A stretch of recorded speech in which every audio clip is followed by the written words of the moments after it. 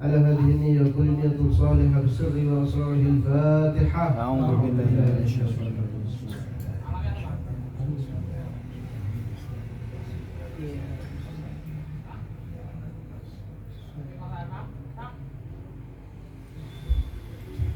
Assalamualaikum warahmatullahi wabarakatuh. Waalaikumsalam. Tuh. Alhamdulillah. Alhamdulillahi rabbil alamin.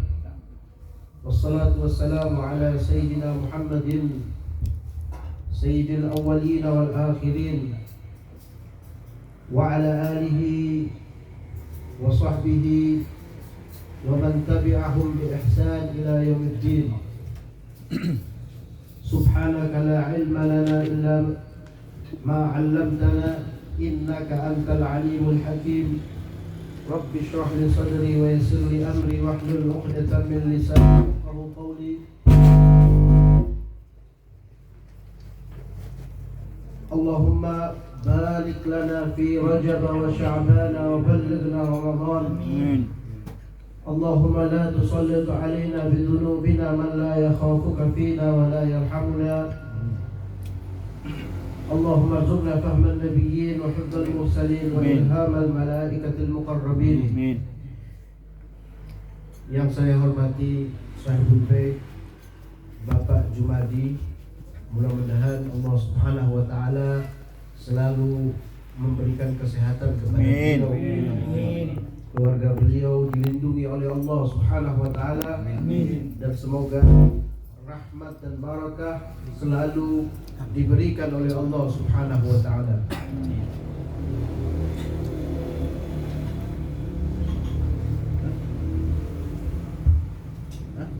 Ini. Ya, tukar. Tukar nih tukar.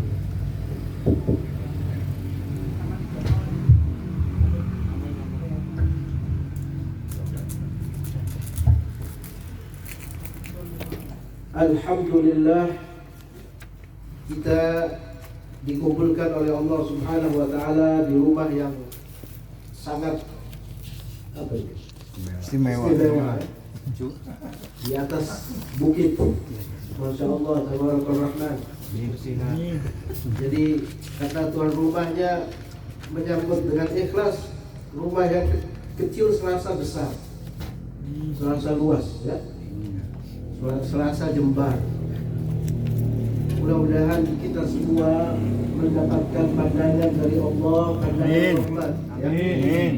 Terlebih kita mengharapkan perhatian khusus dari Nabi Muhammad sallallahu alaihi wasallam. Allahumma shalli Jadi alaihi. kita itu yang temenan sama Nabi, yang betulan. Itu Nabi, ya, sebagaimana kadar cinta kita kepada Nabi, nanti sebesar itu pula perhatian Rasul sallallahu alaihi wasallam kepada Nabi. Ya. Tadi di bait burda itu ada fa inna li dhimmatun minhu bi tasmiyati Muhammadan wa huwa awfal khalqi fid dimani, ya. Katanya Sahibul Burda, aku mempunyai jaminan. Jaminanku apa? Jaminanku namaku Muhammad, sama dengan nama Rasul sallallahu alaihi wasallam. Dan beliau Rasul sallallahu alaihi wasallam adalah makhluk, ya, yang paling menepati janjinya. Artinya kalau kita di dunia kita punya perhatian kepada Nabi setengah-setengah, ya, bahkan itu ya nanti di yaumil qiyamah Nabi juga sama kita mungkin tidak kenal gitu. Ya. Betapa besarnya rahmat Allah Subhanahu wa taala kepada orang-orang yang bersolawat kepada Rasul sallallahu alaihi Allahumma shalli wasallam. alaihi. Itu satu kali kita selawat, 10 rahmat Allah turun kepada kita. Kata para ulama,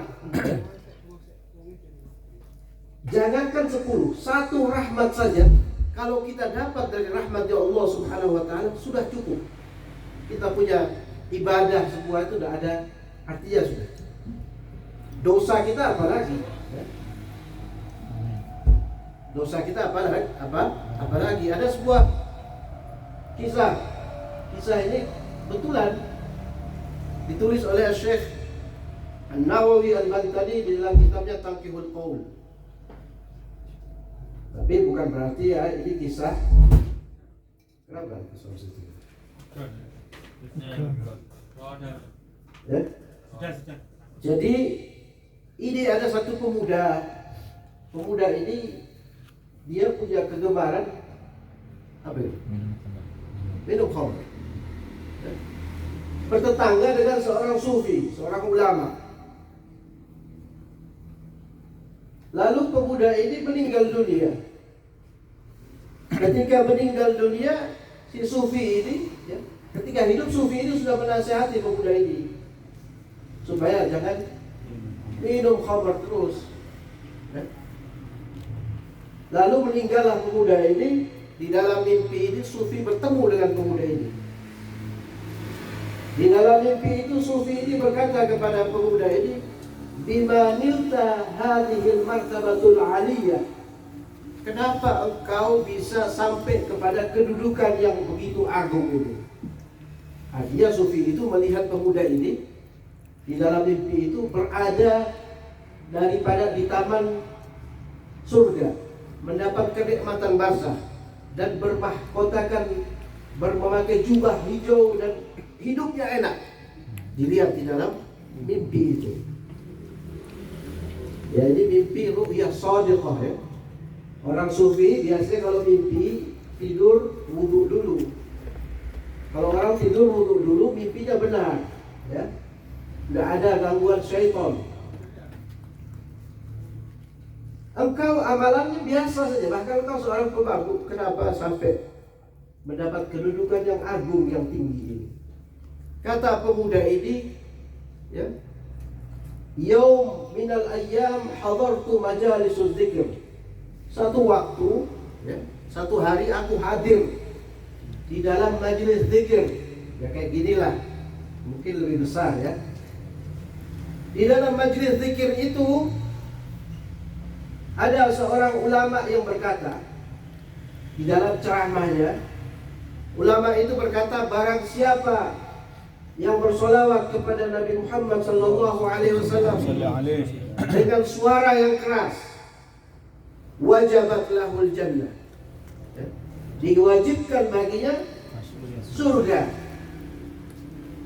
Lalu aku mendengar ceramah itu, kami pun ikut berselawat dengan suara yang keras.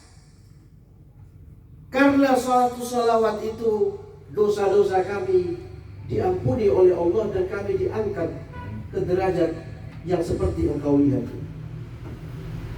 Kita lihat di dalam hadis ya. Hadis sahih, siapa orang yang bersalawat kepada Nabi Muhammad satu kali, Allah bersalawat kepadanya 10 kali. Allah menurunkan rahmat kepadanya 10 kali. Para ulama mengatakan 1 kali saja rahmatnya Allah itu habis dosa-dosanya. Tapi bukan berarti ini saya tak minum aja terus nanti sholawat. Tak bisa, itu nantang syariatnya Allah itu. Ya. Ini cerita untuk memacu kita untuk lebih dekat kepada Nabi Muhammad sallallahu alaihi wa alihi wasallam. Ya, ini tak gaji berarti. Lanjut. Lanjut. Dah apa-apa? Lanjutkan. Sedikit lagi. Ya. Itu sholawat kepada, dan banyak cerita-cerita tentang ya, keagungan bersolawat kepada Nabi kita Muhammad sallallahu alaihi wasallam. Karena memang Rasul sallallahu alaihi wasallam ini makhluk yang memang Habibullah, kekasihnya Allah. Ya. Kekasihnya Allah. Tadi kita duduk itu, ya, kita memuji Nabi, memuji Rasul sallallahu alaihi wasallam. Apakah Nabi senang dengan pujian kita? Di dalam riwayat dikatakan seorang Quraisy, ya, namanya Ka'ab bin Zuhair bin Abi Sulma. Ini seorang penyair. Saya mau cerita ini supaya kita tahu keadaan Nabi ketika dipuji. Ya. Nabi memang tidak minta dipuji, Karena itu bukan sifat seorang anbiya, seorang nabi. Nah, seorang anbiya harus punya sifat tawadhu, ya. Tidak mungkin pujilah saya, tidak mungkin, ya. Tetapi ketika dipuji, Ka'ab bin Zuhair bin Abi Sulba ini dulu sering menghina Nabi dengan syair-syair. Sampai-sampai para sahabat itu mencari Ka'ab ini supaya mau dibunuh, ya. Musuhnya Nabi satu waktu karena digerakin oleh Allah, Ka'ab ini bertemu Nabi di hadapan Rasul tapi memakai penutup. Lalu Ka'ab berkata di hadapan Nabi, "Wahai Rasul, apakah engkau membenci orang yang bernama Ka'ab? Dan apakah kalau dia datang di hadapan engkau akan memaafkannya?" Dan Nabi sifatnya pemaaf. Kata Rasul, "Saya akan maafkan." Lalu Ka'ab ini membuka cadarnya, melantunkan syair kepada Nabi Muhammad SAW, syair pujian. Nah, bagaimana keadaan Nabi ketika dipuji oleh syairnya Ka'ab itu? Nabi sakata wa tabassama, diam dan tersenyum. Kemudian Nabi menghadiahkan burdah, selendang seperti ini, garis-garis yang dipakai oleh Nabi dihadiahkan kepada Ka'ab bin Zuhair. Itu artinya kalau saya lagi pakai selendang terus saya hadiahkan kepada orang itu, berarti saya cinta kepada orang itu, saya senang, ya. Karena apa Nabi senang? Karena di dalam hati Ka'ab ada rasa cinta kepada Allah dan kepada Rasulnya. Ya tidak mungkin kalau saya memuji Cak Mat, ya, terus pasti saya senang, ya kan? Saya senang dengan orang yang saya puji, ya. Begitulah, ya. Ini Nabi kita Sayyidina Muhammad sallallahu alaihi wasallam. Ini kita sedang membahas hadisnya Rasul. Kita sampai di bab ma yaqulu ala ightisalih. Bab ma yaqulu ala ightisalih atau inda ightisalih. Ini bab yang menerangkan tentang apa yang diucapkan oleh seseorang ketika hendak mandi, ya. Yustahabbu lil muktasili ayyaqula, ya, disunahkan untuk orang yang mandi agar dia mengucapkan zikir-zikir yang disebutkan juga di dalam ketika dia berwudu, ya.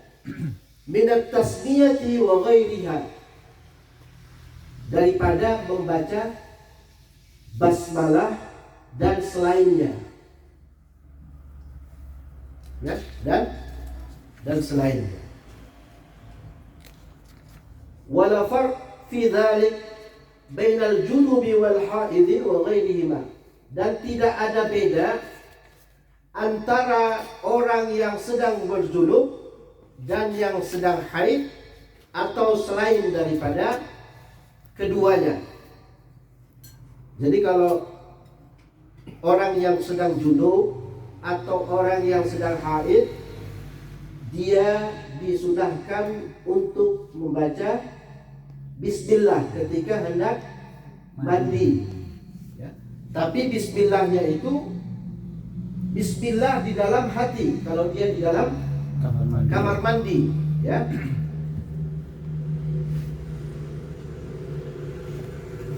Wa qala ba'du ashabina, dan berkata sebagian daripada ashab kami, ya, ashabus Syafi'i, sebagian. Berarti ini sebagian itu berarti riwayatnya tidak jumhur, tidak kuat, ya, lemah. Berkata, idza kana junuban aw haidan, ada yang mengatakan kalau dia junub atau dia haid, lam ya'ti bi tasmiyah, tidak dianjurkan untuk membaca basmalah. Tetapi pendapat yang terkenal, yang wal masyhur, yang terkenal adalah mustahabbatun, disunahkan membaca bismillah kalau dalam keadaan junub. Karena orang berjunub itu tidak boleh mengucapkan kalimat Al-Quran, maka ketika dia mengucapkan bismillah, dia tidak bermaksud untuk membaca Al-Quran.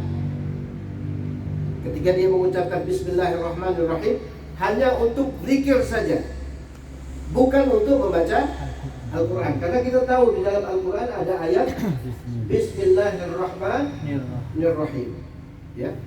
Dan di dalam Al-Quran yang sudah disepakati oleh seluruh ulama, ya, ayat bismillah itu bukan pada suratul Fatihah, bukan itu, ya. Walaupun di awal-awal surat bukan itu ayatul Quran.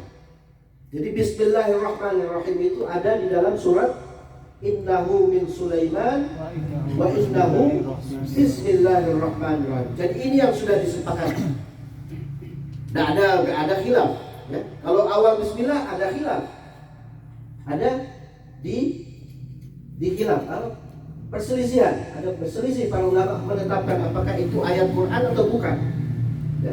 Jadi kalau kita sholat, ada orang imam yang tidak baca bismillah atau bismillahnya dipelankan, jangan heran, karena memang bismillah dalam suratul Fatihah itu sifatnya ikhtilaf, ya, bukan kesepakatan para ulama. Tetapi kalau dalam surat yang tadi innahu min Sulaiman, nah, kalau kita mengatakan itu bukan ayat Quran, berarti kita sudah kufur, ya. Tapi kalau kita mengatakan bismillah yang Fatihah bukan termasuk suratul Fatihah, itu ikhtilaf, tidak ada masalah, ya. Seperti itu. Jadi itu kalau kita dalam keadaan junub atau haid, membaca bismillah niatnya untuk berzikir kepada Allah Subhanahu wa ta'ala, ya.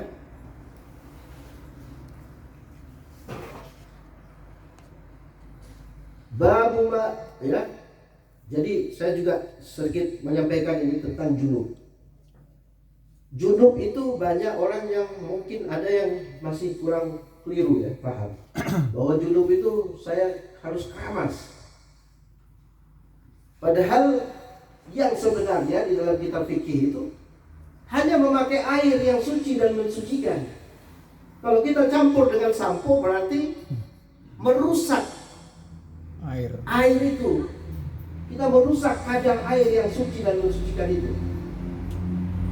Jadi yang benar mandi junub itu harus kita pakai air dulu, terkena semuanya sudah bersih, ya. Karena sifatnya sabun dan sampo itu hanya membersihkan, tidak mensucikan. Beda, ya. Beda, ya. Contoh, ya, lagi juga mungkin ada yang belum paham. Mencuci baju, ya, dari najis dan membersihkan baju dari kotoran itu beda. Di dalam fikih itu, kalau baju kita kotor sebulan kita nggak pakai, itu bebas cara nyucinya. Cara nyucinya bebas. Tapi kalau baju kita terkena kencing, ya, jadi di laundry itu syubhat itu. Ya. Mungkin kalau kita nyuci sendiri baju nih, satu baju terkena najis kencing, ya, itu tidak boleh kita taruh air dulu. Kita taruh air, terus kita celupin bajunya. Karena air itu jadi najis, tidak mensucikan lagi, ya. Atau di ember, kita naruh air sama sabun terus masukin baju yang najis itu najis semua. Yang benar adalah taruh bajunya dulu, ya, baru masukin airnya ke dalam, dibilas satu kali saja sudah bersih dari najis, ya. Jadi kalau air yang sedikit itu kita taruh dulu, masukin baju yang kena najis juga airnya, ya. kita harus ambil dari air yang berasal dari 2 kula 200 dari keran itu loh yang mengalir, baru kita bilas airnya. Jadi air yang mendatangi baju, ya, bukan baju yang mendatangi air. Ini cara membersihkan najis. Kalau nyuci untuk bersih itu bebas, dengan cara apa saja bebas ya, karena harus air yang suci dan mensucikan. Dan itu air itu berasal dari air yang mengalir dari 2 kula ya. 2 kula itu 200 liter 215 liter dalam mazhab Imam Syafi'i ya.